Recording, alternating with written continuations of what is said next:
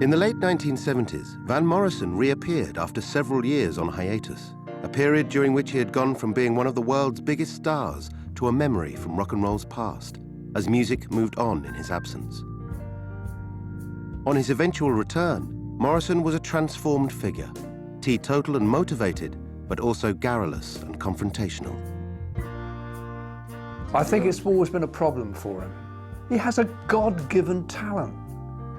He sings like a god, he writes like a god, you know. But Van Morrison has this tendency to be truculent for truculent's sake almost, you know. And in some ways it works for him, in other ways it works against him, you know. He was a little dour, you know, but that's the nature of who he is. You know, I think that he was sober at that time, and he had a Mr. Coffee set up in the studio, and he pretty much kept that thing going all day long. Over the course of the years that followed, he embarked on a journey in which he sought to find independence as an artist and explore spirituality in his music.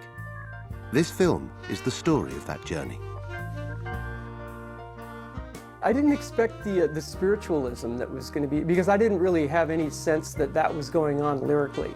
And when that sort of came up, it was like, oh, that's cool. You know, it's very, it felt nice.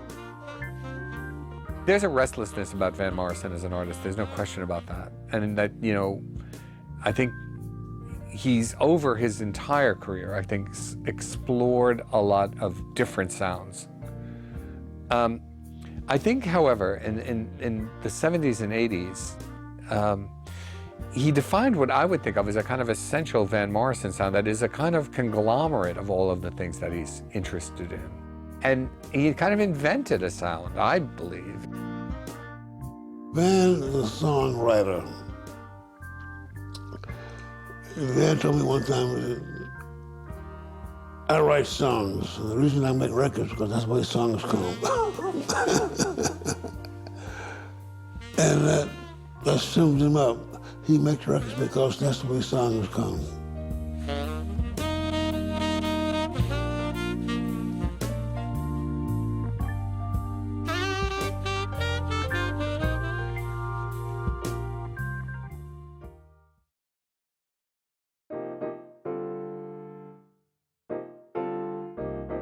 In the spring of 1974, Van Morrison was completing work on Wiedenflies, his 8th studio album in 7 years. The first decade in his career had been a roller coaster. Having burst onto the music scene as frontman of the garage rock band Them, he had left his native Northern Ireland for the bright lights of America, where he had launched a solo career that had carried him from obscurity and poverty to being one of the most celebrated artists of the period. By the time we get to Wiedenflies, Van Morrison has created this body of work over 6 solo albums that really cover the waterfront. They set out the motifs and the themes and the styles that are really going to inform the rest of his career.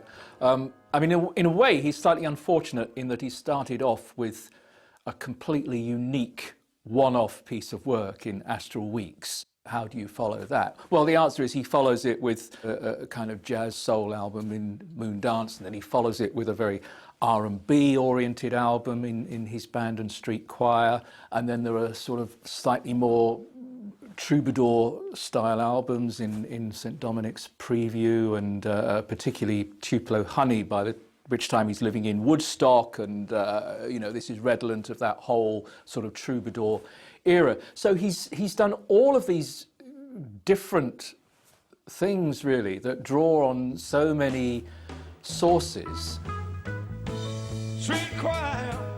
It's an incredibly impressive body of work, which, as I say, really sets out the template for the rest of his career. But possibly at this point, it's also created a certain amount of confusion about his musical identity and what he actually is and what he stands for.